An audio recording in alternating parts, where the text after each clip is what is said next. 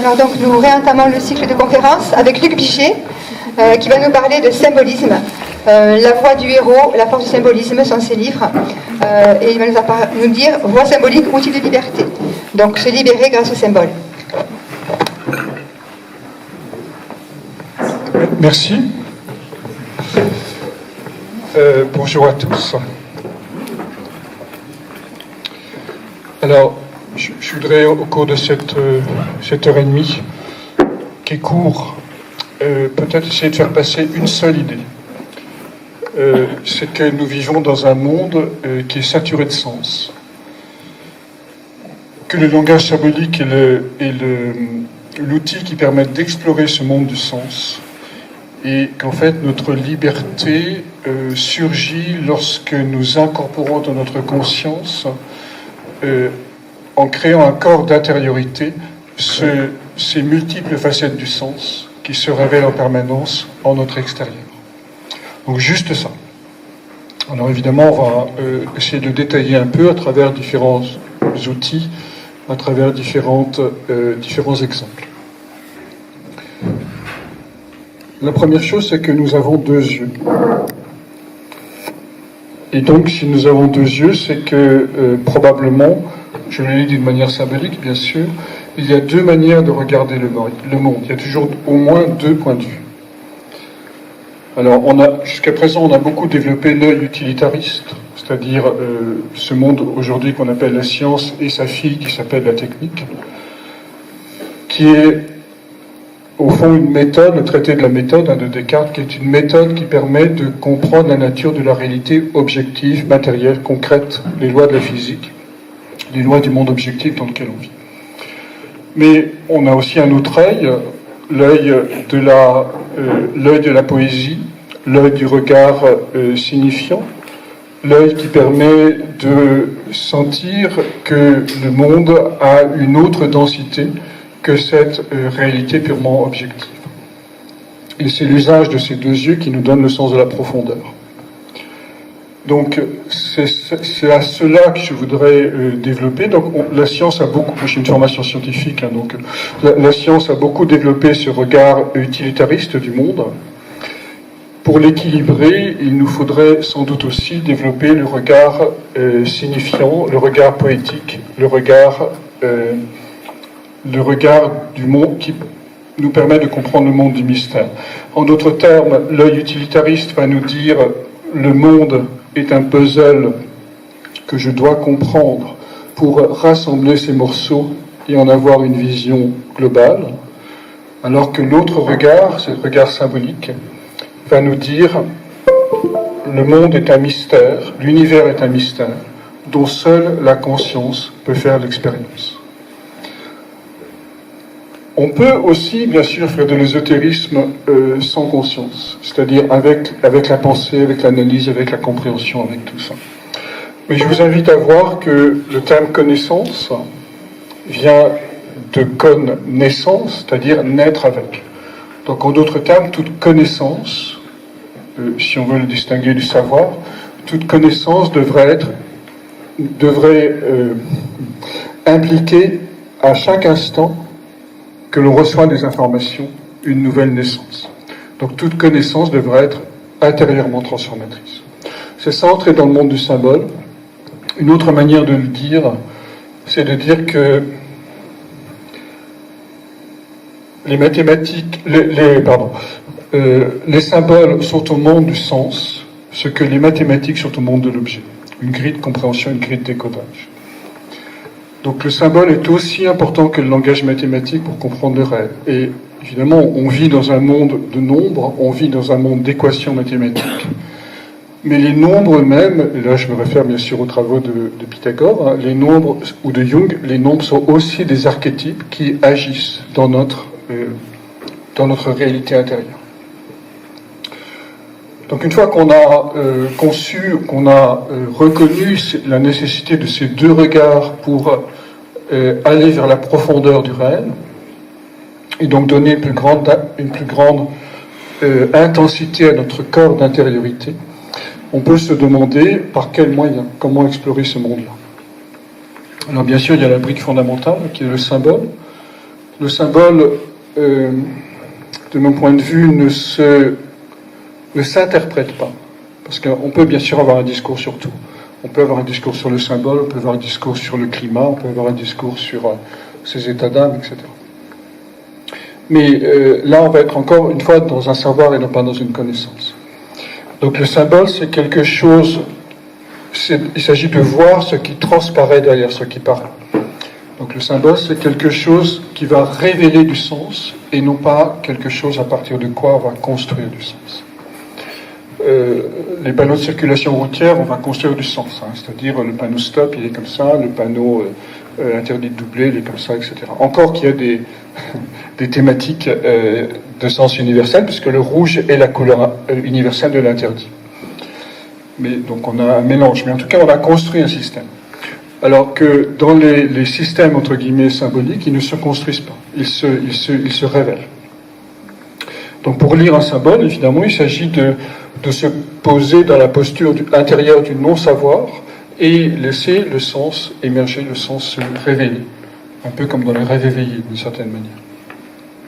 Et c'est à ce moment-là que l'imagination qui surgit, lorsqu'elle nous transforme, devient une imagination. Et c'est à partir de ce monde imaginal auquel on faisait référence ce matin que l'action intérieure ou l'action juste peut se mettre en place. Donc je vous invite au passage dans ce monde du symbole, non pas à avoir des objectifs de vie ou à atteindre des objectifs, mais plutôt à atteindre un subjectif qui est en réalité la bulle de soi, la bulle de conscience qui vit dans les profondeurs de chacun d'entre nous. Alors, comment explorer ce monde du symbole, ce monde du sens ? Alors, j'ai envie de le mettre en parallèle par rapport aux outils qu'on utilise dans le champ scientifique. Donc, en science, on utilise la rationalité, le raisonnement, la loi de cause à effet, la fameuse causalité. C'est le jeu de domino. Lorsque vous renversez un domino, toute la chaîne va s'écrouler. Donc, c'est ça la démonstration scientifique. Comprendre les chaînes d'enchaînement. Dans le champ symbolique, on va laisser tomber cette pensée-là et on va rentrer dans la pensée analogique. Alors la pensée analogique, ça suppose quoi ? Ça suppose que on est tous faits des mêmes briques fondatrices. Alors en bas, c'est le code génétique et en haut, c'est les archétypes.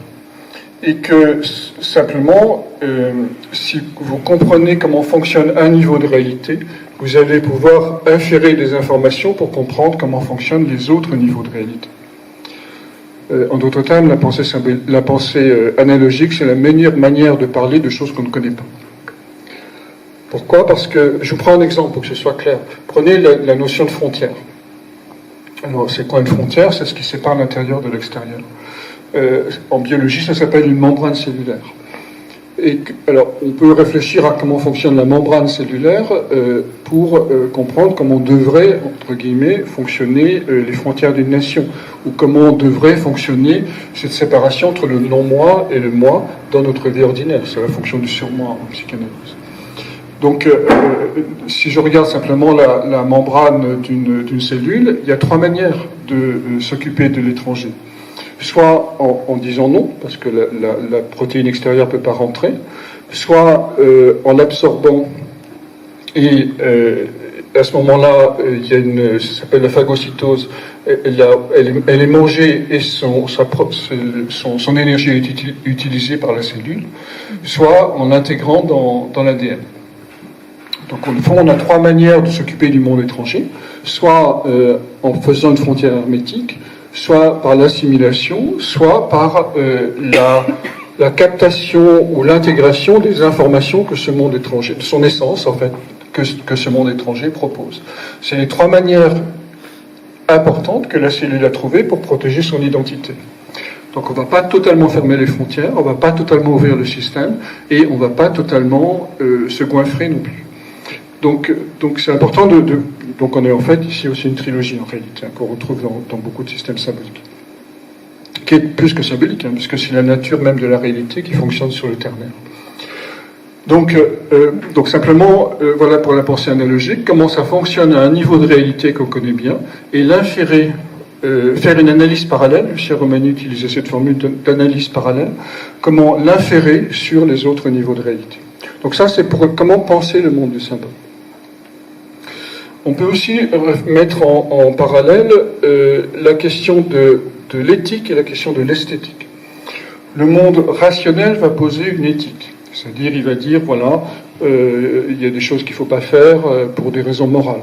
Cloner des êtres humains, à une autre époque c'était faire la guerre, mais maintenant ça a bien changé. Vous savez qu'en 1905, en 1906, il y a eu un congrès international qui a interdit les bombardements sur les grandes villes parce que ce n'était pas du tout éthique. Et que les Grecs anciens considéraient que l'arc et la flèche, c'était pas du tout éthique non plus, parce que les types, ils étaient loin du corps à corps, et donc c'était des lâches. Donc le problème de l'éthique, c'est qu'elle va toujours se réadapter aux besoins sociaux, et que c'est jamais un vrai garde-fou. Donc on pense stabiliser le système avec l'éthique, mais en fait, l'éthique est toujours transgressée d'une certaine manière. Si on met l'éthique en parallèle avec l'esthétique c'est quoi ? L'esthétique, c'est le sens des nuances. C'est-à-dire, c'est voir la complexité du système. Plus on a le sens des nuances, plus on voit que le système est complexe. Donc on n'est plus dans une logique de bien et de mal, de morale, de ce qu'il faut faire, de ce qu'il ne faut pas faire. On est dans une logique de compréhension globale du système. Et qu'est-ce qui va donner la clé que le système est juste ? C'est sa beauté, c'est son esthétique. C'est le fait que, vous savez, et ça dépend de peu de choses en réalité. S'il y a une petite tache rouge sur un tableau qui est déplacé, ça change totalement l'esthétique du tableau. Comment il s'appelle, André Breton, dans un de ses ouvrages, il disait ça. Sur une statue, si le bras est là, si vous le mettez là, ça change complètement l'esthétique de la statue. Donc l'esthétique suppose une perception globale du système et permet aussi l'émergence de l'ineffable qu'il habite, l'émergence du mystère qui habite le système. Et dès qu'on permet l'émergence du mystère, on permet au fond l'intégration d'un nouveau sens et donc la construction de notre corps d'intériorité que j'évoquais tout à l'heure. Ça, de mon point de vue, ça s'appelle l'évolution. Donc éthique versus esthétique. On peut aussi réfléchir, simplement je suis toujours dans le champ du regard en ce moment, comment regarder le monde autrement avec l'œil symbolique, l'œil qui a le sens du mystère. On peut aussi mettre en parallèle un événement. Alors c'est quoi un événement ? Un événement, il y a deux manières de le lire. Il y a une manière causale en disant voilà, je suis tombé, ça m'est arrivé un jour il y a longtemps, en panne d'essence entre Paris et Sens. Bon, alors c'est tellement gros évidemment qu'on le voit tout de suite. Donc la logique cerveau gauche va dire j'ai vu ça, donc j'aurais dû prendre soin de la voiture, mettre de l'essence, faire attention, et patati et patata. Donc vous voyez bien qu'on est dans un système d'éthique, de morale, de jugement de valeur, de causalité. Par contre, si je réfléchis au sens, évidemment, je suis en panne de sens, et je fais un pari sur le sens. Donc, voilà. Donc, au fond, ça transforme mon intériorité, le fait de voir ça. Les choses sont multiples. Hein. On a plein si on regarde attentivement, chaque événement de notre vie, notre nom, notre prénom, l'adresse que l'on a, le numéro de la rue, le nom de famille, etc., la manière dont on s'habille, tout ça, ça fait sens. Et notre travail intérieur, ça va être de le symboliser, c'est-à-dire d'ouvrir notre conscience à ce mystère qui cherche à s'exprimer à travers l'univers pour nous parler directement.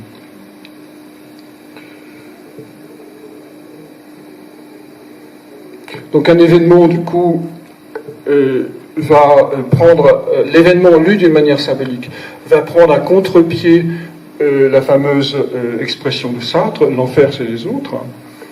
Non, les autres, ou le monde extérieur d'une manière plus générale, ce sont des pierres blanches qui me font signe et qui sont le reflet de mes plus intimes pensées. En au total, le monde extérieur est le reflet de mes plus intimes pensées, dans ses moindres détails. Et pourquoi est-ce qu'à ce moment-là, un événement ne m'arrive plus ? Parce que j'ai symbolisé, j'ai pris conscience, j'ai métabolisé son sens dans ma conscience, et à ce moment-là, il n'y a plus aucune raison d'arriver, puisque l'univers n'a plus rien à me dire. Donc si on voit les choses comme ça, on est à la fois dans cette logique qui dit je me change, parce que je me change, le monde change, mais c'est aussi parce que je regarde le monde que je peux me changer. Donc ça marche dans les deux sens. On est à la fois une onde et une particule. D'ailleurs, en physique, les physiciens parlent non pas d'onde ou de particule, mais de ondicule, qui est la nature réelle de la matière, qui est à la fois, évidemment, particulière et ondulatoire. Donc, un autre élément dans le champ symbolique, c'est de marier les contraires. Et ça, c'est difficile pour une pensée logique, cerveau gauche, rationnel, et patati et patata. Considérer que les contraires sont en fait la nature du réel et la nature du vivant. C'est parce que je marie en moi les contraires que je peux me transformer. C'est l'élan de la contradiction, né du mariage des contraires, qui me donne l'énergie de la transformation intérieure. Donc, toutes nos situations de vie qui sont inextricables, qui semblent complexes, etc., plutôt que de se battre contre une pour faire vaincre l'autre, en général, celle contre laquelle on se bat, ça s'appelle l'ombre, celle qu'on n'aime pas, et celle qu'on cherche à faire vaincre, ça s'appelle la lumière, c'est-à-dire les vertus qu'on veut développer. Ça, c'est une logique de l'objet appliqué au sujet. Donc ça ne peut pas fonctionner. Donc le vivant fonctionne sur l'union des contraires. Donc c'est l'intégration et l'acceptation des contraires, donc le dépassement de la contradiction, qui fait qu'il y a en soi le dynamisme qui se met en place pour émerger de la poiesis, dans la poésie, poiesis voulant dire création en grec, c'est-à-dire trouver des solutions innovantes qui nous font faire un pas de plus sur le chemin de la transformation. Les contraires, c'est facile à comprendre. Si vous voyagez sur une route et que vous avez devant vous une colline, eh bien, pour la voir dans les deux sens, il faut revenir dans l'autre sens. C'est-à-dire, pour voir la totalité du paysage, il faut faire la route deux fois. La voir sous un angle, voir le paysage sous un angle et voir le paysage sous un autre angle. Donc, rationalité, analogie, éthique, esthétique, la nature d'un événement et... peut-être j'en oublie.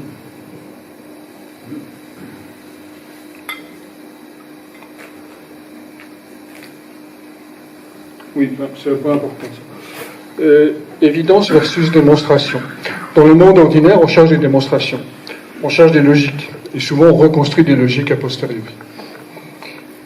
Qui vaille ce qu'elle vaille. Hein. Bon. Et donc, on cherche des justifications. Et on considère que c'est des démonstrations. Dans le monde symbolique, l'évidence prime avant tout.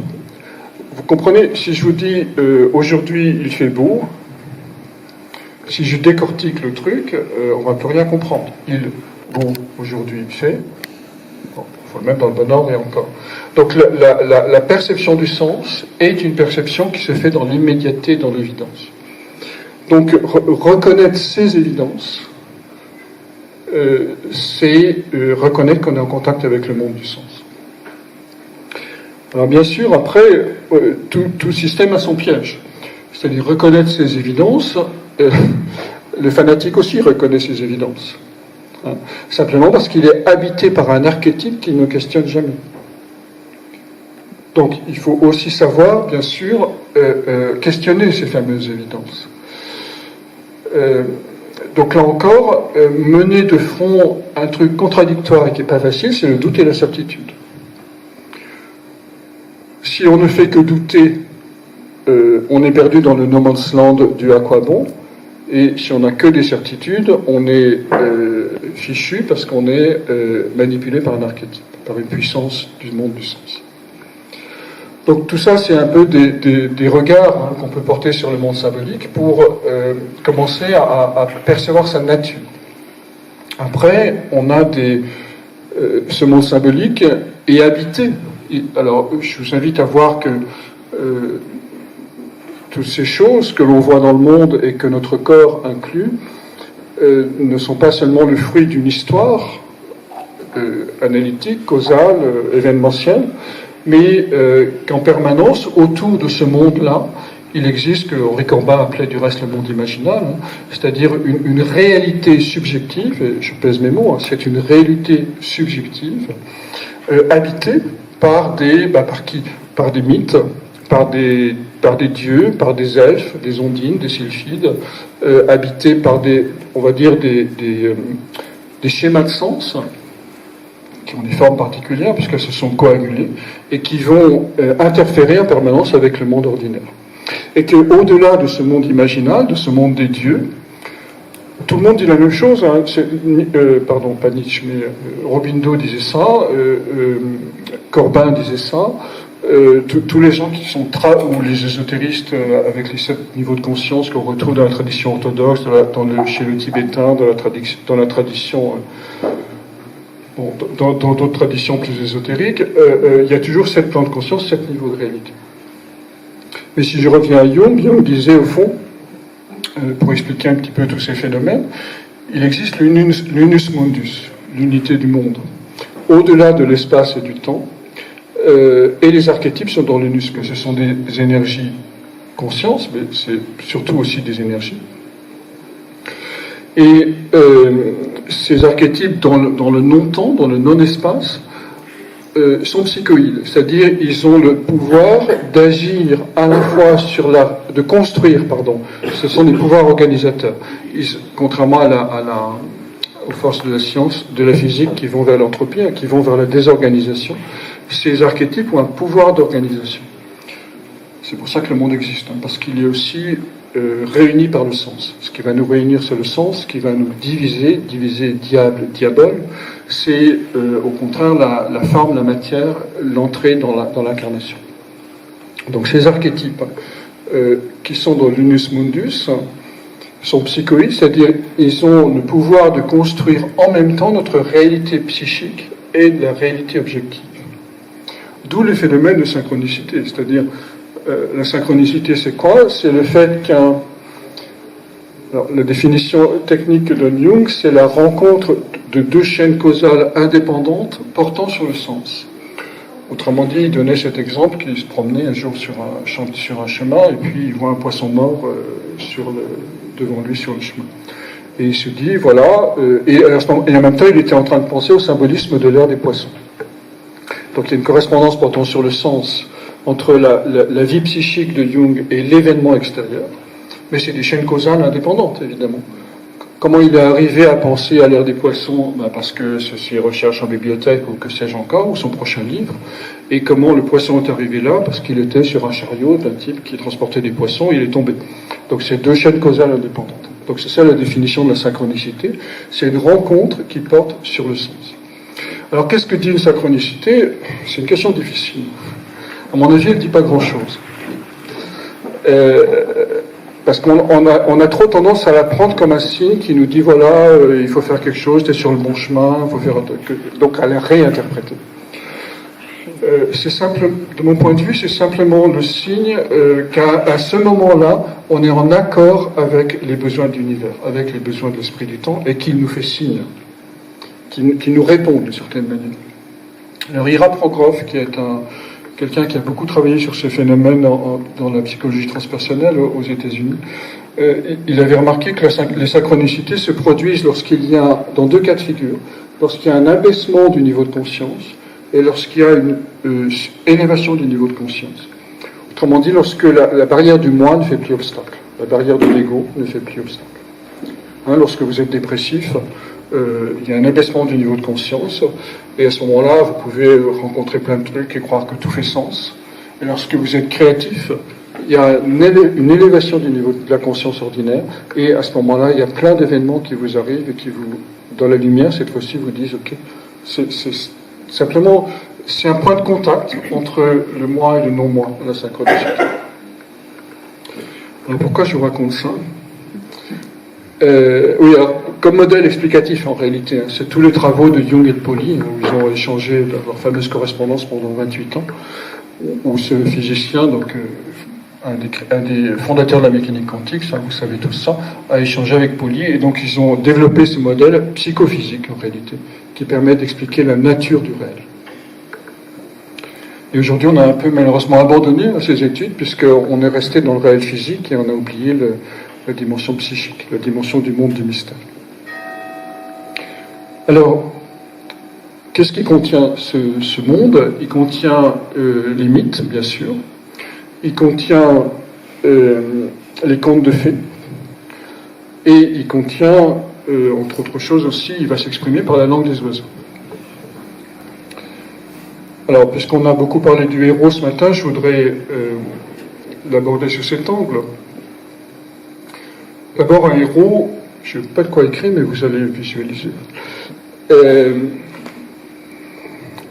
Dans la langue des oiseaux, regardez le mot héros. Les mots disent ce qu'ils sont, en réalité, dans le champ symbolique. Votre prénom dit qui vous êtes, votre nom de famille dit quelle est la qualité d'énergie, le phylum de sens que cette famille-là porte et vous a légué. Donc le mot héros, c'est H, Héros. Donc H, c'est l'échelle de Jacob, Héros, c'est l'Héros. Donc par l'énergie, monter l'échelle de l'ascension qui mène de la terre vers le ciel.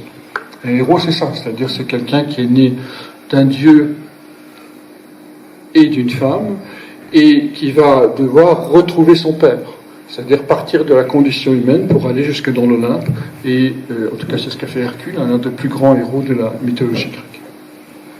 Avant de s'appeler Hercule, Hercule s'appelait Alcée.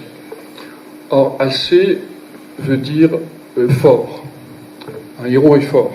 Vous savez tous qu'un héros est fort. Mais regardez comment s'écrit fort, c'est F-O-R-T. Donc le feu, l'eau, l'air, le feu, du F. Un peu de feu hein, dans notre langue enfantine. Eau, comme l'eau, l'air comme l'air, et T, c'est la terre. Donc le héros va relier les 4 éléments, c'est-à-dire le feu de l'intuition, l'eau des sentiments, l'air de la pensée et la terre de la réalisation concrète. Donc être un héros, c'est pas être un Hercule de foire, hein, puisque le langage ne nous le dit pas. Le langage nous dit qu'être un héros, c'est réunir en soi les 4 grandes fonctions jungiennes, hein, intuition, sentiment, pensée et sensation, pour découvrir quoi? La quintessence, la 5e essence, c'est-à-dire l'espace du cœur, en réalité. Donc le héros, c'est celui, on le voit d'ailleurs, c'est feu, or, terre. C'est-à-dire, il contacte le feu, il met en place la lumière, l'or, qu'il a contacté dans la terre, si vous l'écrivez verticalement. Donc la langue, c'est juste un exemple, mais la langue nous dit, nous murmure du sens, par-delà, évidemment, ce que conventionnellement les mots veulent dire. Il y a un autre, le joli mot que je ne vais pas priver du plaisir de vous dire, c'est le mot interdit. On parlait de surmoi tout à l'heure, on parlait d'éthique. Le vrai interdit, c'est quoi? C'est pas la ligne rouge qu'on ne peut pas franchir du fait des lois éthiques qu'on s'est mises sur le nez. C'est interdit. Interdit. Tout ce qui n'a jamais été dit. On n'a pas accès à tout ce qui n'a jamais été prononcé. Donc l'interdit, en réalité, c'est le non-dit. Mais on peut aller un peu plus loin, puisque c'est le dit de la déité. Donc, ce qui est interdit à notre conscience, c'est tous les systèmes c'est tout ce qui est hors des interstices qui sont entre tous les systèmes cosmogoniques, religieux, scientifiques, etc., qu'on a construits. Donc, l'interdit, c'est ce qui est entre la déité, c'est-à-dire entre nos représentations psycho-matérielles et spirituelles du réel. Donc c'est ça l'interdit. Donc comment rentrer dans l'interdit? Lâcher prise de tous nos systèmes de représentation. Et seulement à ce moment-là, le monde du mystère va pouvoir se dévoiler. Voilà, donc je vous invite à réfléchir sur les mots, hein, sur ce qu'on appelle la langue des oiseaux, qui ont cette sagesse profonde du sens, que notre pensée liée à notre éducation, aux habitudes et à plein de choses, ne peut pas voir, ne veut pas voir. Là, je fais une parenthèse, mais c'est un point important. La rationalité est une manière de se protéger du monde des mystères. C'est-à-dire, Jung disait que sur ces 4 fonctions que je viens d'évoquer tout de suite, il y en a 2 qui sont rationnelles et 2 qui sont irrationnelles. Donc, rationnel, c'est la pensée et les émotions. Irrationnel, c'est l'intuition et les sensations. Mais irrationnel, ça ne veut pas dire folle, ça veut dire au-delà de la rationalité. Alors, si on regarde qu'est-ce qui se passe avec les pensées, les fonctions rationnelles, la pensée et les émotions, elles nous protègent du réel. C'est-à-dire, elles nous empêchent un contact direct avec le réel. C'est-à-dire, la pensée, on vit dans le monde du spectacle aujourd'hui, c'est-à-dire la pensée va représenter le réel, avoir un discours sur le réel, et ça, évidemment, c'est un piège, parce que ça nous empêche d'être touchés par lui. Et les émotions vont aussi se raconter plein d'histoires formidables, exceptionnelles, etc. Mais c'est des systèmes qui sont élaborés pour nous protéger en fait de quelque chose qui est beaucoup plus profond, qui sont les sensations, d'où naissent les sentiments. Par contre, intuition et sensation sont des formes de pensée, sont irrationnelles, parce qu'elles touchent directement le réel. L'intuition qui est de l'ordre du feu va pouvoir nous brûler parce qu'on contacte directement un archétype, une force du monde du sens, ou simplement un eureka, ou une forme d'éveil.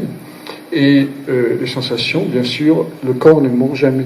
Le corps ne triche pas. Donc il va nous dire exactement qui on est, par-delà toutes nos représentations. Donc alors, évidemment, on est dans un monde aujourd'hui qui favorise la rationalité et le sentimentalisme larmoyant. Mais je vous invite et donc qui nie en même temps les deux autres fonctions, qui est la puissance de l'intuition et l'importance du corps, des sensations, comme guide intérieur. Donc je vous invite aussi à rééquilibrer cette situation. Donc la langue des oiseaux, qui est un mode d'exploration du monde du mystère. Je parlais des mythes tout à l'heure. On peut en citer quelques-uns. Alors, on a bien sûr chacun un ou plusieurs mythes fondateurs individuels, qu'on peut trouver sur la carte astrologique, par exemple, mais aussi dans des signes ou des appétences, des élans intérieurs qui vont faire sens pour vous. Mais on peut aussi regarder ces mythes dans le collectif. Et aujourd'hui, un des plus grands mythes qui habitent notre société occidentale, c'est le mythe de Narcisse. Pourquoi ? Parce qu'il y a des miroirs partout, ça s'appelle des smartphones, des télévisions, des écrans. Parce que, et dans le mythe c'est écrit de manière très claire, Narcisse ne se rend pas compte de la souffrance qu'il impose aux autres. Et nous, en tant que collectivité humaine occidentale, on ne se rend pas compte de la souffrance qu'on impose aux autres règnes de la nature. Les pesticides qui détruisent vous connaissez tout ça. Donc il y a une espèce d'autisme chez Narcisse, qui ne se regarde qu'à travers sa propre image, et qui se contente de sa propre image. Mais après, il faut lire le mythe pour comprendre que ça, c'est une fixation sur une étape du mythe.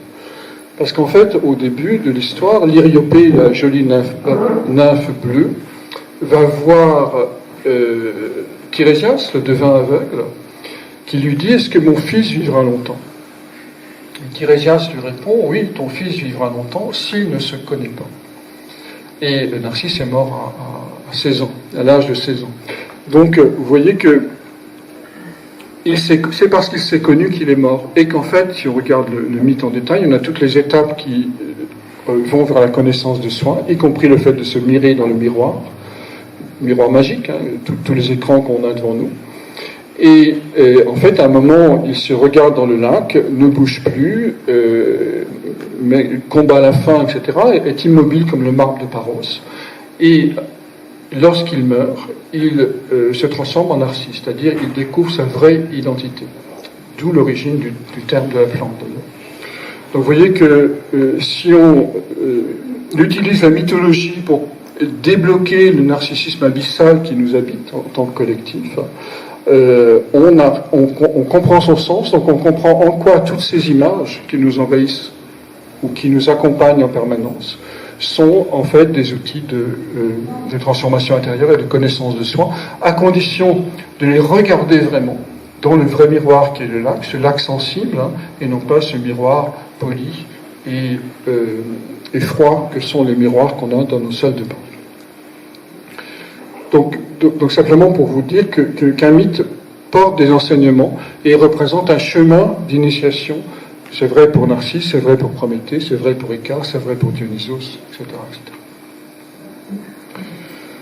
Dionysos aujourd'hui, on est dans un système extrêmement rationnel, hein, dans un monde très apollinien, où on cherche à tout contrôler par la conscience. Et Dionysos, c'est ce dieu qui a développé les bacchanales, qui a développé l'extase collective, qui a développé l'ivresse. Mais on le retrouve surtout aujourd'hui derrière nos écrans et pas dans nos vies. C'est-à-dire le contact avec l'ombre qu'on évoquait ce matin, la folie, la perte de conscience, l'ivresse, tous ces éléments sont cachés derrière des écrans, c'est-à-dire remis dans l'inconscient, plutôt que transformés sous forme de cérémonies initiatiques, par exemple, ou d'écoles de mystères, dans nos vies ordinaires. Donc là encore, si on réfléchit à notre organisation sociale en termes de mythes, on peut voir les processus, comme avec Narcisse, on peut aussi voir nos manques, comme avec Dionysos. Les Grecs anciens avaient compris ça. Dans cette société très apollinienne qu'était la Grèce de Périclès, au VIe siècle avant notre ère,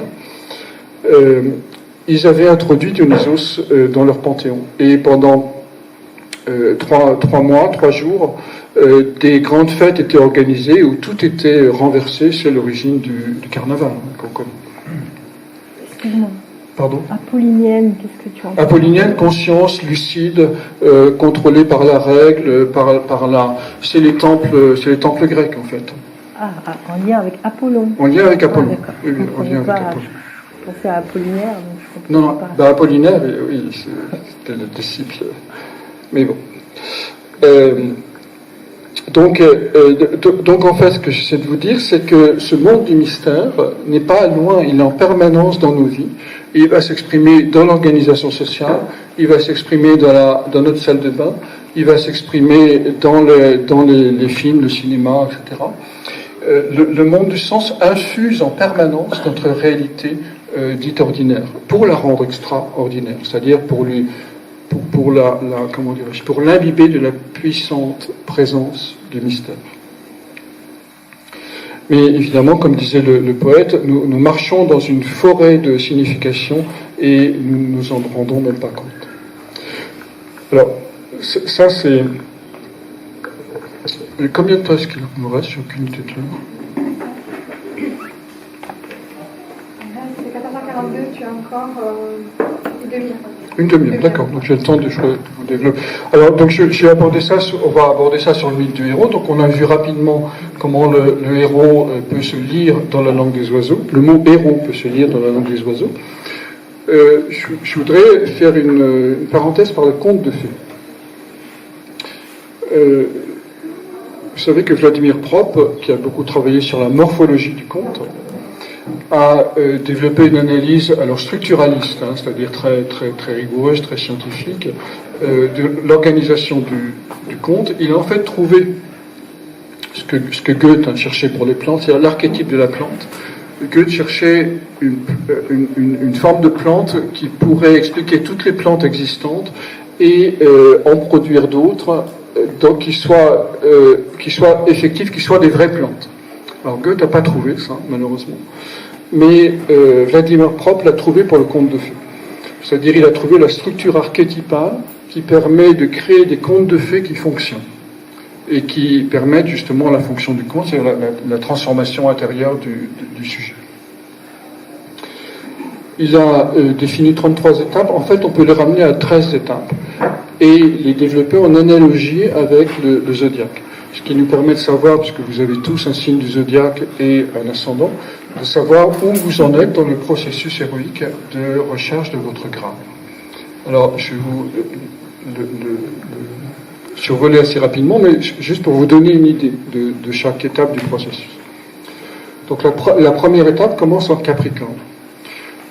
C'est le moment où le héros fait un état des lieux, pour reprendre le terme de Vladimir Propp. Et donc il dit voilà, moi je sais faire ceci, j'ai cette capacité, et c'est la description de la situation en réalité.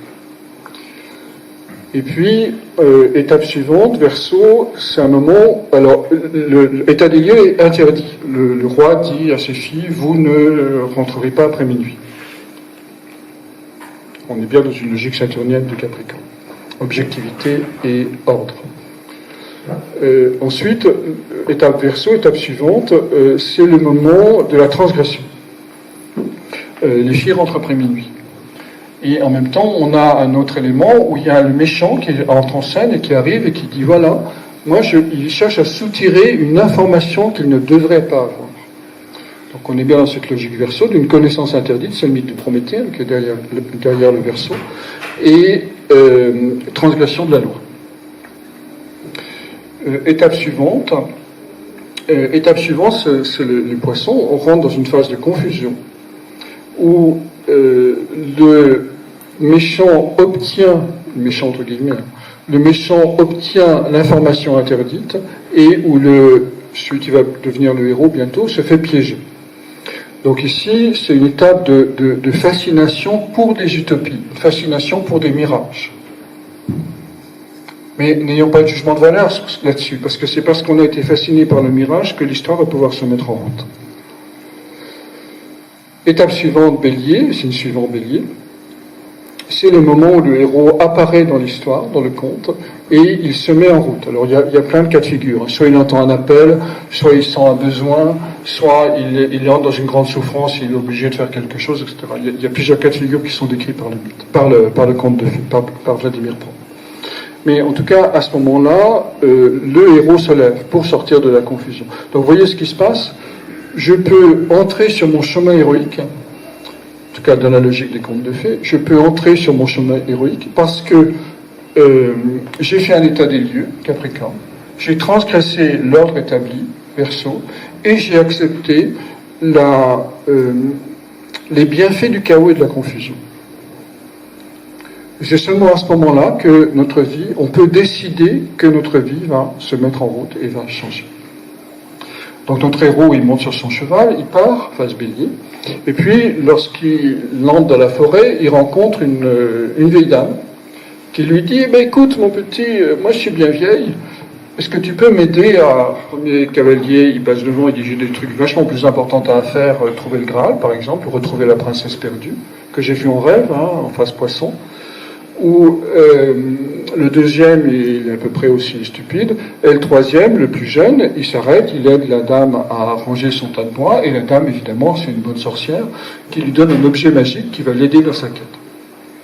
Donc, que nous dit cette phase taureau? Il nous dit, au fond, c'est parce que tu acceptes de faire quelque chose, c'est pas ce que tu acceptes parce que tu es dans le cœur, Vénus est la maîtresse du taureau, de faire quelque chose qui est en dehors de tes objectifs, que tu vas recevoir un don inespéré qui va te permettre d'accomplir ton projet. Phase Gémeaux, après le héros, il court un peu partout, il fait des grands déplacements, il va en Abyssinie, il monte au sommet du haricot, que sais-je encore. Donc il est phase de déplacement, de découverte qui peut durer très longtemps dans le mythe. Et puis finalement, il finit par rencontrer la princesse qu'il a vue en rêve, donc là c'est la phase Cancer. Il commence à rencontrer l'âme sœur dont il a senti la présence auparavant. Il commence à retrouver la poule d'or, la poule qui fait des œufs d'or, etc. Peu importe la forme. Mais en tout cas, il atteint l'objet de sa quête. Ça se manifeste souvent par une marque. C'est-à-dire la princesse, vous connaissez La Belle au bois dormant, le héros qui a traversé la grande forêt d'épines, découvre la princesse et elle l'embrasse. Donc ça c'est une marque, le rouge à lèvres. Ou encore, elle lui donne un mouchoir, que sais-je, bon, peu importe. Les formes sont toujours multiples. Mais regardez la fonction et pas la forme. C'est toujours pareil, dans notre vie, il s'agit non pas d'être obnubilé par la forme, mais voir la fonction qui est derrière. C'est ça symbolisé, d'une certaine manière. Et donc après, vous savez, on a commencé en Capricorne, on est en Cancer, donc on a fait que la moitié du zodiaque. C'est pas parce qu'on a trouvé son grade que tout est gagné. C'est pas parce qu'on a eu l'éveil que tout est gagné. L'étape suivante, c'est de le ramener dans le monde. Et ça, c'est beaucoup plus difficile en réalité. Donc en Lion, le héros est poursuivi. Il a trouvé son Graal, mais il est poursuivi. Donc il va se cacher, il va chercher plein de stratagèmes pour échapper au vieux monde. Et en Vierge, il va rentrer incognito chez lui, sous forme d'orfèvre, sous forme de palefrenier, etc. Donc ici, il s'agit orfèvre, palefrenier, c'est-à-dire d'améliorer un savoir-faire, de rendre technique l'éveil qu'on a reçu pour montrer son utilité, en réalité. Signe suivant, en balance, va apparaître le faux héros. Vous connaissez l'expression « balancer quelqu'un ». Alors, c'est le moment où le héros doit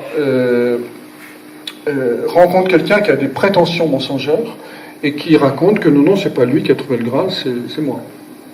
Donc il s'agit évidemment de se confronter à une forme de calomnie, de médisance du monde. En Scorpion, le livre propre dit que c'est l'épreuve difficile, comme retirer par exemple la fameuse épée du rocher d'Excalibur. C'est pas difficile pour celui qui la retire, c'est difficile pour les autres. Donc c'est difficile pour le vieux monde, c'est-à-dire c'est prouver que quelque chose est facile parce que j'ai découvert mon Graal, parce que je me suis transformé par cet éveil intérieur. Donc du coup après, ce qui est jugé impossible par le monde devient facile pour la personne qui a fait l'expérience du processus héroïque. Donc ça c'est la phase Scorpion. Sagittaire, le faux héros est démasqué et le héros est reconnu socialement. Alors Ulysse, par exemple, Sagittaire est lié à la cuisse, Ulysse est lié au mythe du Sagittaire, puisque son nom veut dire de la cuisse, précisément. Et donc, à ce moment-là, le héros va s'intégrer socialement. Et, étape Capricorne à nouveau, 13e étape, il va monter sur le trône parce qu'il passe à travers un animal magique, il ressort par les oreilles et il a de beaux habits de roi. Donc il a achevé son processus de transformation. Donc vous voyez que le conte de fées décrit en réalité tout le processus, comment l'ancien homme devient un nouvel homme, comment l'ancienne société devient une nouvelle société, à travers 12 étapes qu'on peut associer aux zodiaques. Donc, je le redonne en un mot, état des lieux, transgression, chaos, décision, service rendu, grand voyage, élargir ses horizons, la marque, le Cancer, accepter de se laisser toucher par l'inconnu. Et ensuite, après, à partir du Lion, il faut revenir chez soi, c'est-à-dire trouver des stratégies pour échapper au vieux monde, perfectionner l'acquis, traverser les médisances, réaliser l'épreuve difficile, reconnaissance sociale et monter sur le trône. Donc c'est une structure du monde du mystère, c'est une structure du monde imaginal. Mais on voit bien que c'est le monde imaginal qui va guider nos pas et organiser nos vies et rendre notre vie, transformer une vie banale en vie extraordinaire, parce qu'à ce moment-là, on sera habité par un processus qui lui-même habite le monde du sens et qui existe dans la réalité objective. Donc, d'où l'intérêt évidemment de travailler le symbolisme, parce que ça permet de s'allier avec le monde du sens, plutôt que celui-ci nous déborde, ou nous pousse aux fesses avec parfois des événements dramatiques, simplement parce que, encore une fois, les événements qui nous arrivent sont des réalités psychiques qu'on n'a pas métabolisées, qu'on n'a pas intégrées, qu'on n'a pas intériorisées. Donc je vous invite à vous autant que possible, à se raccorder à ce monde du mystère, qui ne s'explore pas, encore une fois, par la rationalité, la pensée, etc., mais qui s'explore par deux voies, l'intuition, c'est-à-dire la certitude intérieure, l'évidence, et la sensation, c'est-à-dire l'observation du corps. L'observation du corps étant elle-même un autre moyen, en réalité, d'entrer dans ce monde du mystère, puisque le corps lui-même, si on le lit symboliquement, nous indique un chemin initiatique qui passe de la voûte plantaire à la voûte crânienne. Or, une voûte, c'est un espace de passage, un changement de conscience. On avait cette très belle image ce matin de l'astronome ou l'astrologue qui sortait la tête des étoiles. Il traverse la voûte et donc il rentre dans un nouveau champ de conscience. Et si on regarde notre corps, on a 4 voûtes.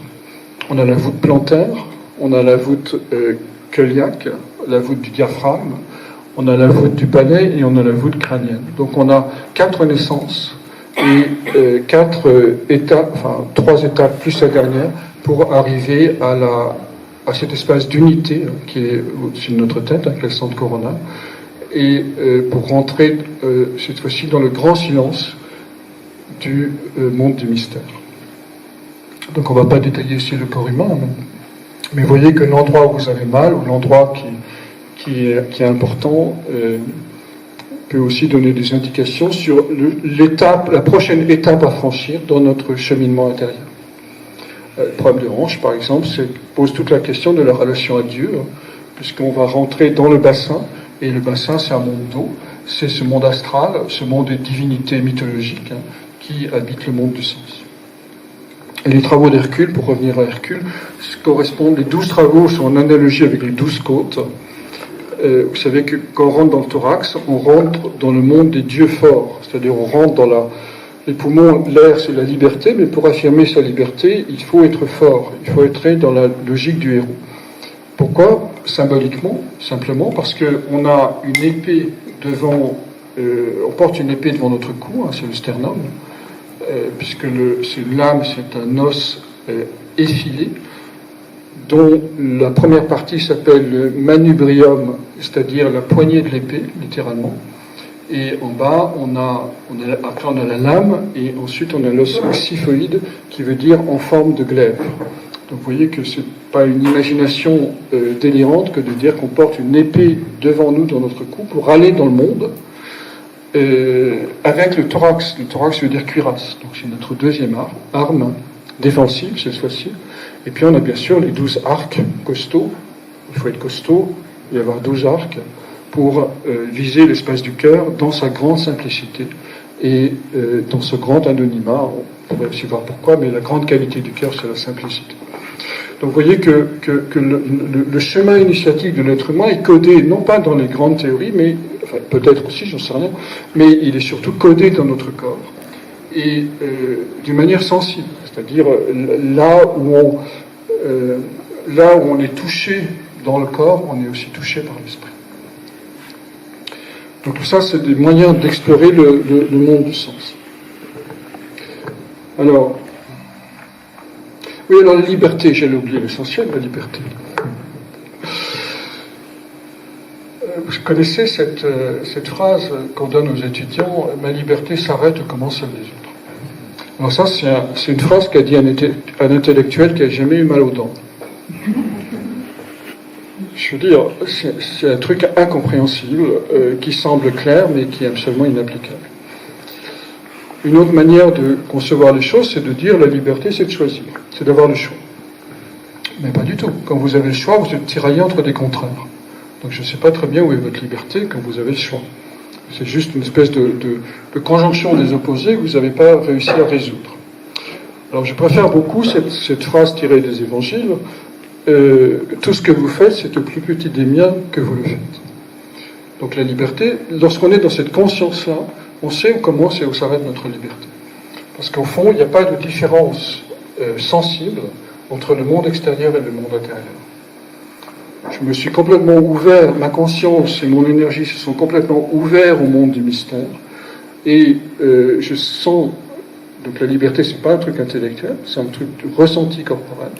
Je sens que je peux aller jusque-là, parce que ce que je fais aux autres, au fond, c'est à moi que je le fais. Donc ça, c'est pas de la théorie, c'est pas une vision du monde, c'est une perception sensible. Et là où je veux en venir, c'est que plus percevoir le symbole et entrer dans le champ de la liberté, premièrement, la liberté se conquiert, elle n'est pas donnée. Si on regarde l'histoire biologique, le lézard n'a pas d'autre choix que de se faire bronzer au soleil parce qu'il a le sang froid et de fuir les prédateurs parce qu'il n'a pas beaucoup de griffes, donc il n'a pas beaucoup de système de défense. Donc il a un degré de liberté à peu près zéro, réagir à l'environnement et totalement soumis à l'environnement. Les mammifères qui ont suivi ont un peu plus de degré de liberté. Pourquoi? Parce qu'ils élèvent leurs petits, parce qu'ils ont développé le jeu, parce qu'ils peuvent hiberner s'il fait trop froid ou voyager dans les contrées chaudes s'il fait trop froid également.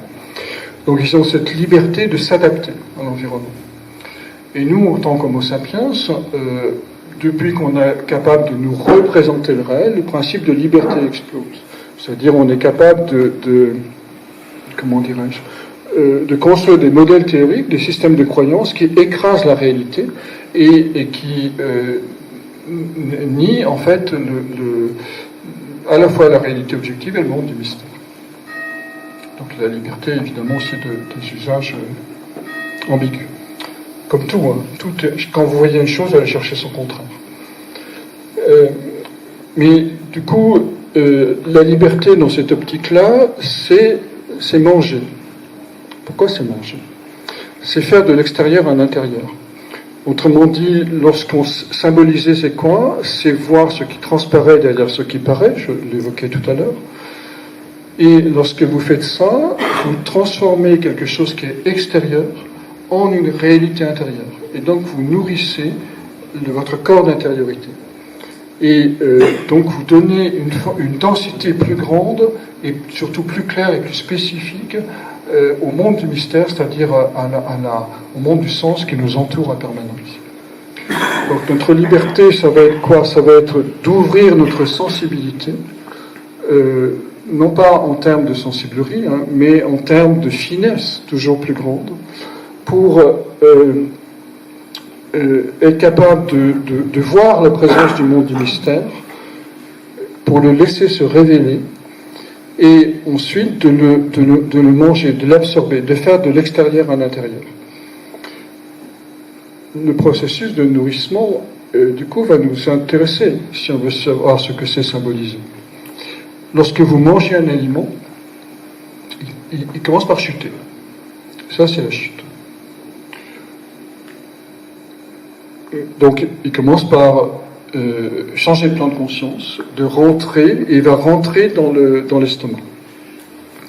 L'estomac va sécréter de l'acide chlorhydrique, le suc gastrique, et l'acide chlorhydrique a un pH de 1, 1,5, donc très acide, et il va liser, il va détruire les protéines, un petit morceau, et former ce qu'on appelle le chyme, qui est une espèce de pâte blanchâtre qui va ensuite passer dans les intestins. Donc symboliser, ça veut dire quoi? Ça veut dire faire un processus de deuil. Vous avez remarqué qu'il n'y a qu'un faible jambage qui sépare le nourrir du mourir.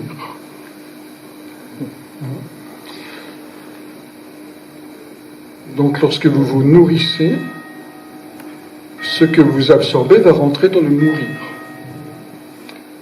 Autrement dit, les formes vont être détruites. Donc symboliser, c'est ça, c'est-à-dire c'est détruire les formes pour en extraire l'essence.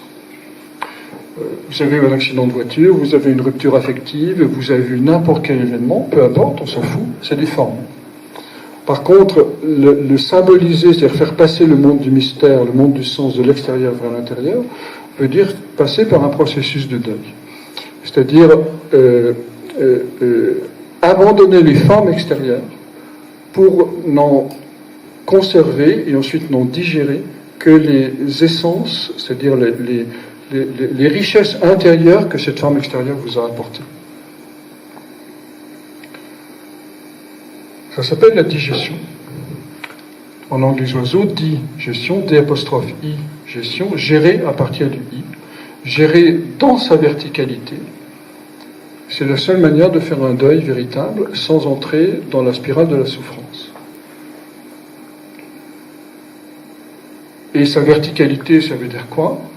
Ça veut dire aligner au fond nos trois feux qu'on évoquait ce matin.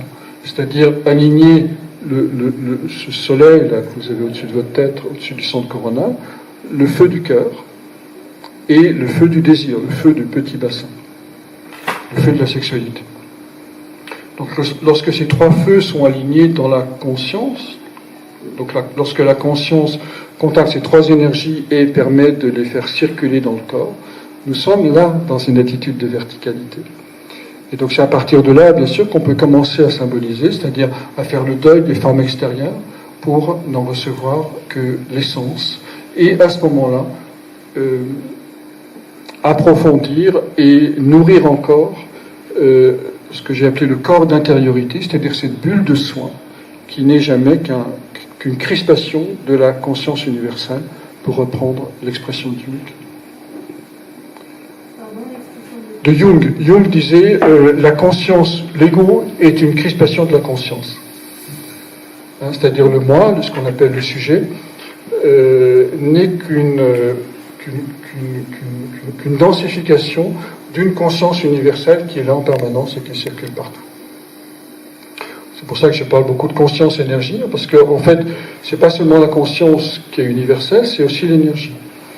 Et on a une espèce de jeu permanent entre la conscience et l'énergie. Simplement, vous voyez que si vous faites une psychanalyse, vous plongez en conscience à l'intérieur de vous-même, et à ce moment-là, il y a une libération d'énergie qui se produit. Ah, je suis vachement content, j'ai découvert un truc sur moi, ça me fait plaisir, j'ai envie de le partager. Et les bulles de champagne, vous savez, qui montent. Et inversement, si vous avez fait un jogging, c'est-à-dire vous avez dépensé de l'énergie, la conscience est plus claire. Donc il y a une corrélation très étroite entre la conscience et l'énergie, qui sont d'ailleurs les deux, je vais peut-être terminer là-dessus, mais qui sont les deux dieux du cœur, Apollon et Dionysos, que j'évoquais tout à l'heure, et que la Grèce antique avait mis en scène dans son organisation sociale. Pourquoi ? Parce que Apollon, le symbole d'Apollon, c'est la couronne, et le symbole de Dionysos, c'est la coupe. Tous les deux se retrouvent dans l'espace du cœur. La couronne, c'est les coronaires, l'espace de la couronne, littéralement. Et la coupe, c'est le cœur lui-même qui reçoit le sang. Donc le cœur allie en réalité la conscience apollinienne, la couronne, et la conscience et la puissance, ou l'énergie dionysiaque, c'est-à-dire la coupe. Pourquoi aujourd'hui, on le voit encore dans nos sociétés, pourquoi aujourd'hui on donne une coupe au vainqueur d'une course cycliste et une couronne aux académiciens? Simplement parce que celui qui a gagné la course manifeste la victoire de l'énergie, donc de Dionysos, de la coupe, et celui qui a gagné la couronne manifeste la victoire de la conscience, parce qu'il a fait des études, c'est le baccalauréat, ça vient de lauréat, qui est le laurier, qui est la couronne de laurier d'Apollon. Donc simplement, la victoire de la conscience est récompensée par une couronne, et la victoire de l'énergie est récompensée par une coupe. Or, la fonction du cœur est de réunir ces deux éléments mythologiques, à savoir la transe dionysiaque, c'est-à-dire cette capacité de communier dans une extase avec le monde extérieur, avec les autres dans les relations amoureuses ou dans les relations amicales, et la couronne de la conscience, c'est-à-dire la capacité de ne pas se laisser piéger par les miroirs aux alouettes et de voir clairement les situations. Donc le cœur est en fait l'espace pour nous de la translucidité. Le cœur est translucide. Donc, vous voyez cette image, quelque chose qui est translucide, c'est quelque chose qui est pas transparent, parce que la transparence c'est le totalitarisme. C'est quelque chose, parce que la transparence interdit la vie privée, donc naissent dans le secret, dans le ventre de la mère, l'obscurité du ventre de la mère, MER, MERE, la vie va naître. Derrière le voile, la vie va naître. Donc la transparence est une forme de totalitarisme. Par contre, la translucidité réunit à la fois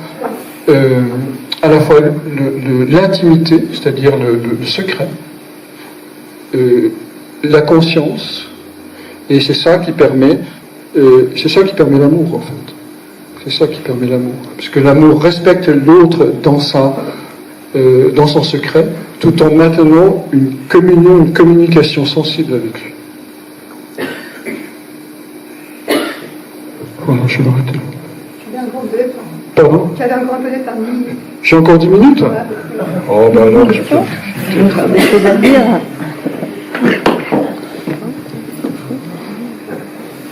Des questions ? Oui, est-ce qu'il y a des questions ? Moi j'ai une question. Oui.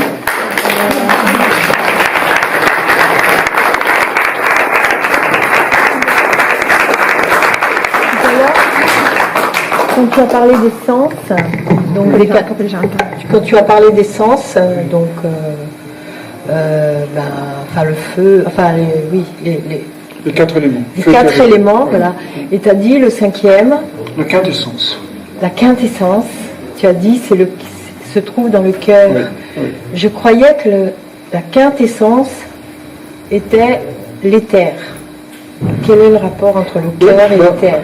Est-ce qu'on ne parlait pas du même plan de conscience? C'est-à-dire, c'est sûr que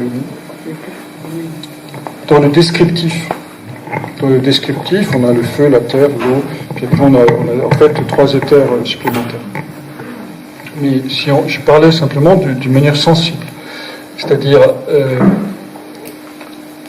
la terre, c'est les sensations, c'est le corps, le feu, c'est l'intuition, c'est assez sensible parce que tout le monde peut en faire l'expérience.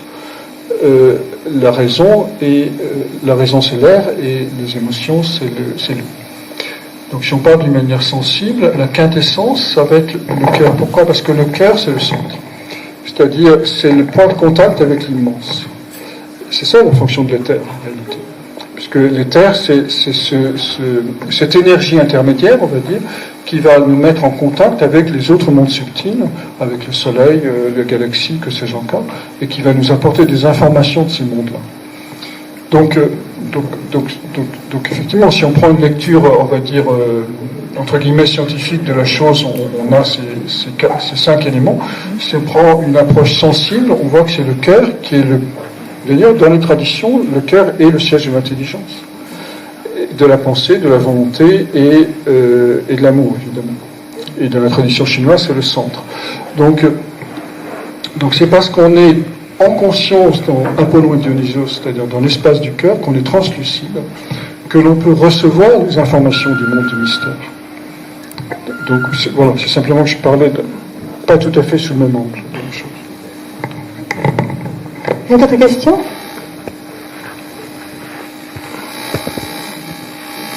Le problème aujourd'hui, c'est qu'on a mis la couronne sur la tête, alors que sa place biologique est sur le cœur. C'est-à-dire l'espace du centre, c'est le cœur. Qu'on le veuille ou non, c'est la biologie qui nous le raconte. Mais depuis le siècle des Lumières, on a mis la couronne sur la tête, c'est-à-dire on favorise les gens qui ont un intellect bien rempli, mais du coup, on voit que ça crée un monde déséquilibré, qui est dans la rationalité objective et qui n'est plus dans la connaissance au sens où je l'évoquais tout à l'heure, c'est-à-dire du co-naître, du naître avec. Ce centre, cette quintessence, peut-il être, en analogie, apparenté à Mercure, le lion? C'est une bonne question. Alors, on associe en général le cœur au soleil plutôt. Mais effectivement, d'un point de vue alchimique, c'est Mercure qui a cette fonction d'intermédiaire entre le monde d'en haut et le monde d'en bas. Donc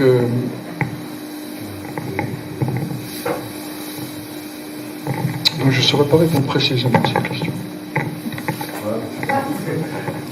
Oui, en astrologie, par exemple, il y a une correspondance des organes du corps avec les signes, et le cœur, c'est le lion. De là, d'ailleurs, Richard Cœur de Lion, d'ailleurs, c'est par hasard. Voilà. Dominé par le soleil, quand même. Oui, le lion, le soleil émet du lion. Et le centre. Le centre du système. Par contre, Mercure, c'est effectivement la planète la plus proche du soleil. Donc c'est le messager du soleil, certainement. Du fait de sa rapidité aussi, puisqu'elle est la plus proche, donc elle tourne le plus vite. C'est le vif argent, c'est lié à l'argent, au Mercure. Mercure, c'est le vif argent. Donc je pense que Mercure est l'émanation la plus proche du cœur.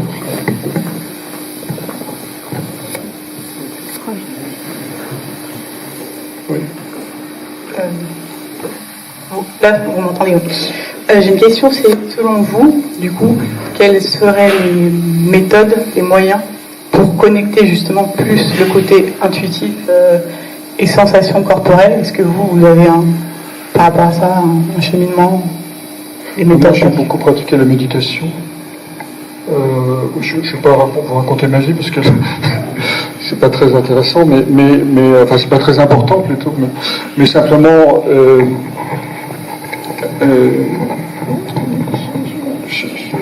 En gros, il y a trois choses que j'ai travaillées qui m'ont ouvert la conscience,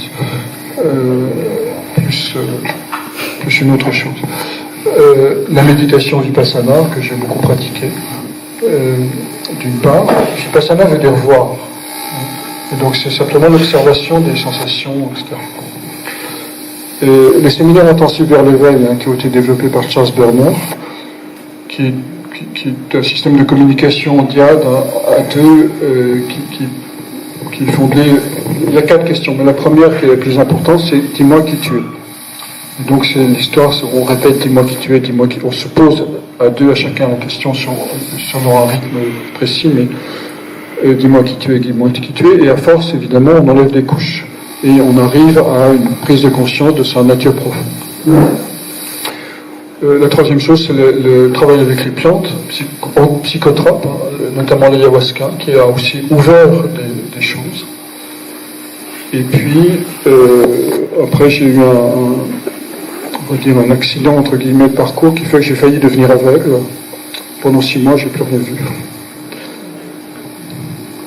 Donc, j'ai envisagé de me suicider très sérieusement. Et je voyais comment j'allais faire et tout ça. Et à un moment, j'ai eu un flash, j'ai vu qu'il n'y avait personne à tuer. Il n'y a personne. Une personne, c'est personne. Donc on a beau le raconter, mais le dire en permanence, quelle personne es-tu? Je suis personne. Donc une personne, c'est personne. Mais ça, je l'ai vu très clairement. Donc j'ai vu la maya du moi, la maya du sujet. Et ça, évidemment, ça m'a ouvert aussi beaucoup de choses. Oui.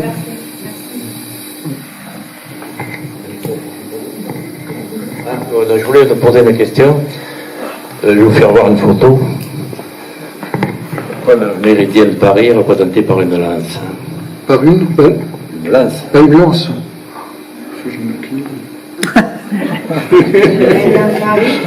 La fameuse lance qui a percé le corps du Christ. Ah, c'est celle-là, la lance de Longinus.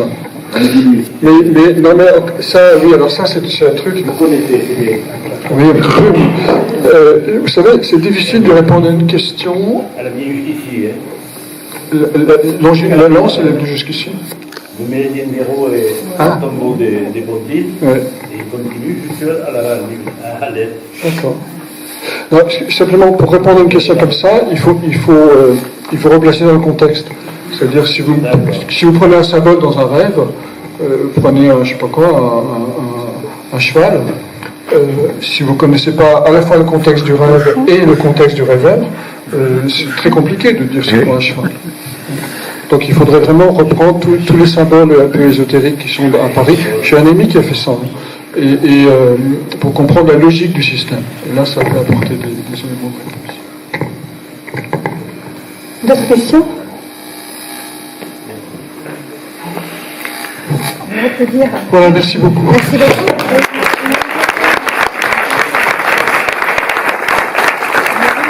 Vous avez une question? Est-ce qu'on attend une question? Moi, Il y en a une autre? T'avais une question? Une dernière? Moi, j'en avais une. Voilà, alors on va passer vite.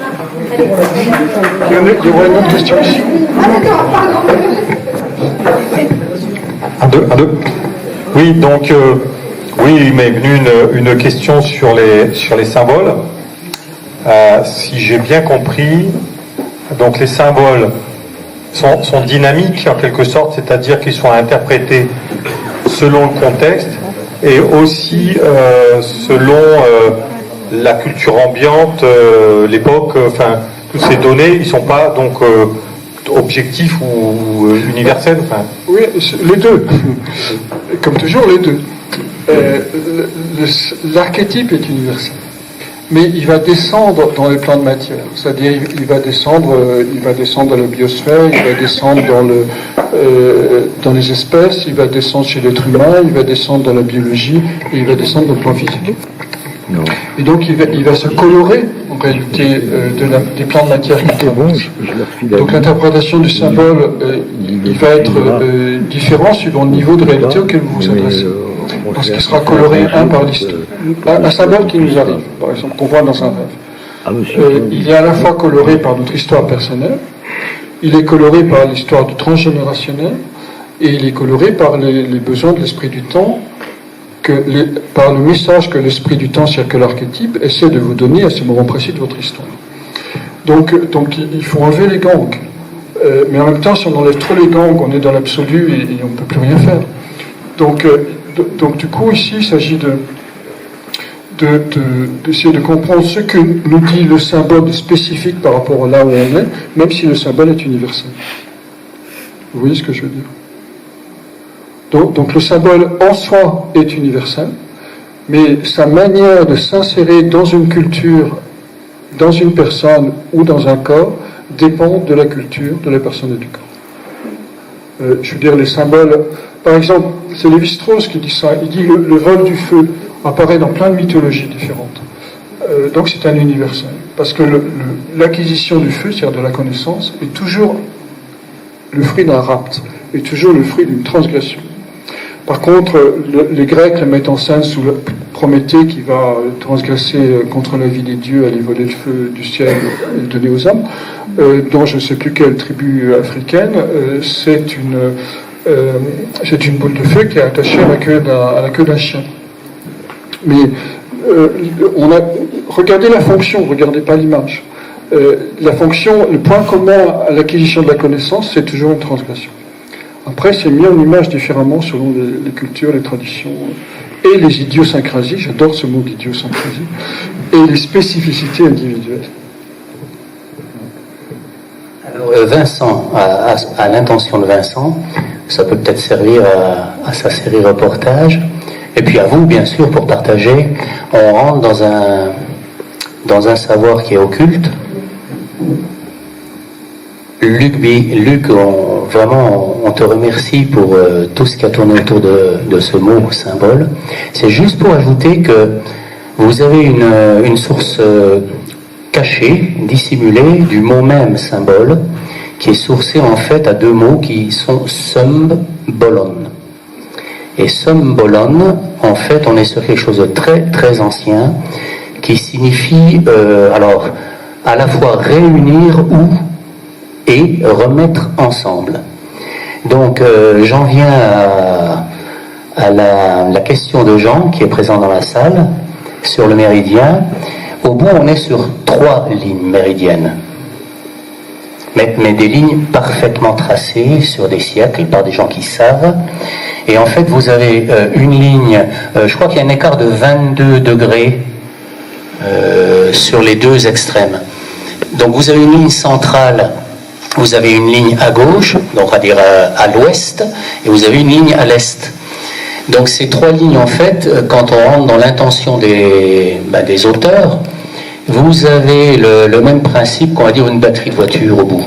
On est sur un concept d'énergie vitale ou au-delà du vital, donc du corps humain, et à partir de là, vous êtes sur la notion d'atteindre le neutre, et non plus être dans des opposés plus-moins, des polarités, on va dire.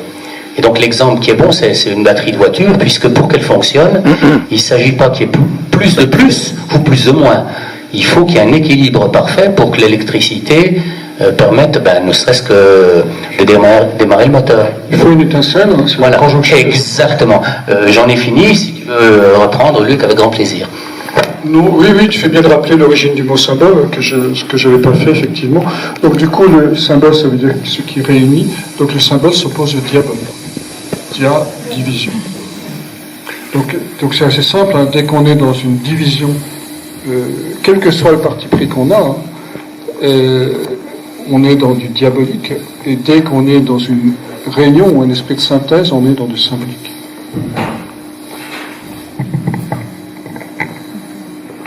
Il y avait une question.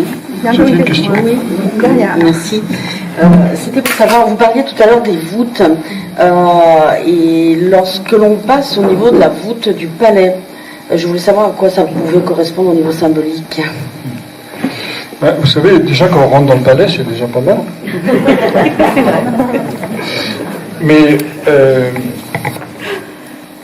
parce que le palais est habité par la langue. Oui. Or, d'une part, la langue repose sur un os sésamoïde, c'est-à-dire qu'il n'a pas d'attache, enfin qu'il ne repose pas sur un autre os, l'os hyoïde, en forme de U précisément. Et la langue est l'anagramme de louange, si vous regardez. Donc, c'est la louange à partir d'une zone d'instabilité où on accepte de se perdre, puisque le U, c'est une lettre instable, si vous regardez sa graphie. donc quand on rentre, si on est vraiment la conscience dans notre palais, on a une parole de louange qui est fondée sur la réception à l'illimité. C'est la forme du qui est sans cesse capable de nous bouleverser, puisqu'elle peut, vous savez, ça peut aller dans un sens ou dans l'autre, tellement cette lettre est dans le déséquilibre. Donc une fois qu'on a cette conscience-là, on peut franchir la voûte du palais. Et qu'est-ce qu'on a au-dessus? Alors on a l'os sphénoïde qui porte précisément la pituitaire, qu'on appelle la non, pituitaire, l'hypophyse, ou l'épiphyse, enfin je confonds toujours, peu importe, regardez les noms anciens. Et donc c'est un os en forme de chauve-souris. Ça c'est Cuvier qui disait ça, donc c'est pas une imagination débordante, hein. Enfin c'est pas une exagération de l'imagination. Or la chauve-souris c'est le seul mammifère qui voit la nuit et qui a la tête à l'envers, qui dort la tête à l'envers. Et il mange des insectes.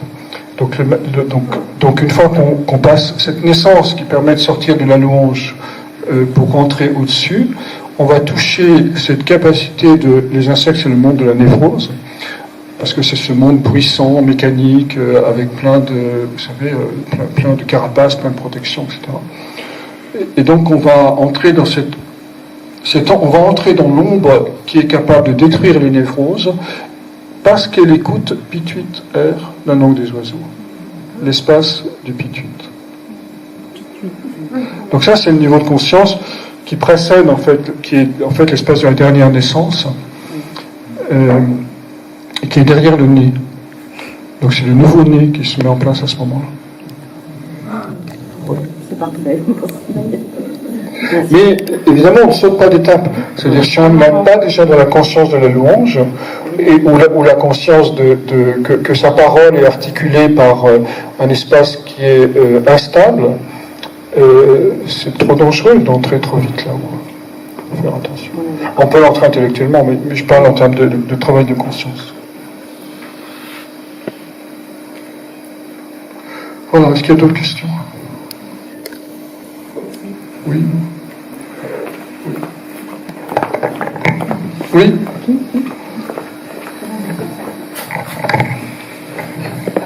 Par rapport à la question qui venait d'être posée, ça m'a interpellée pour la voûte palatine. Il y avait deux choses. Il y avait, est-ce que ça me fait penser à la phrase, la langue, c'est l'épée. Je ne sais plus ce que c'est. Je suis l'épée. Je ne vous apporte pas la paix. Oui, la phrase biblique des marchands du temple, c'est ça?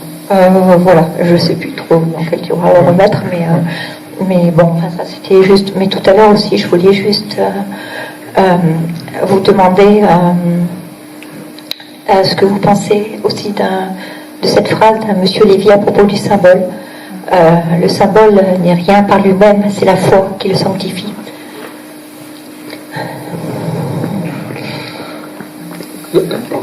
Oui et non. Oui et non, parce que je vais nuancer. Je ne dirais pas que le symbole n'est rien par lui-même, parce que les symboles peuvent être opératifs malgré nous. C'est-à-dire, vous voyez bien toute la communication publicitaire, par exemple. J'avais travaillé un moment pour des agences de communication, ils utilisent beaucoup le langage symbolique. Et on ne s'en rend pas forcément compte. Pourquoi, dans l'ancien temps, les bistrotiers mettaient une toile blanche et rouge sur leur table? Simplement parce que ça aiguise l'appétit. Donc, parce que le rouge, c'est la couleur du désir. Donc les symboles agissent malgré nous. Par contre, effectivement, la foi, alors si on peut transcrire peut-être la foi dans un contact intérieur direct avec le symbole. Et ça va créer ce qu'on peut appeler la foi, c'est-à-dire que ça va créer une sorte de certitude intérieure, de sentiment de bénédiction, de joie intérieure. Et ça, effectivement, quand on rentre en contact par cette foi-là avec un mythologème, c'est-à-dire avec un habitant du monde du sens, ça devient vraiment opératif. Il va falloir quand nous arrêtions. Malheureusement, c'est passionnant.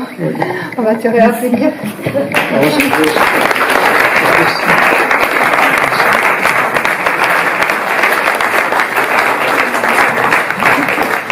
Alors, on va faire une petite pause d'une dizaine de minutes, mais durant laquelle, évidemment, vous faites ce que vous voulez. Hein. Et Luc, par contre, aura le plaisir de rejoindre le stand où nos amis de la librairie de Rennes-le-Château ont accepté de donner un coup de main. Et il pourra dédicacer ses livres, sachant que il est méritant. Il est vraiment méritant quant à ce qu'il a écrit. Et on est vraiment très, très honoré de l'avoir reçu.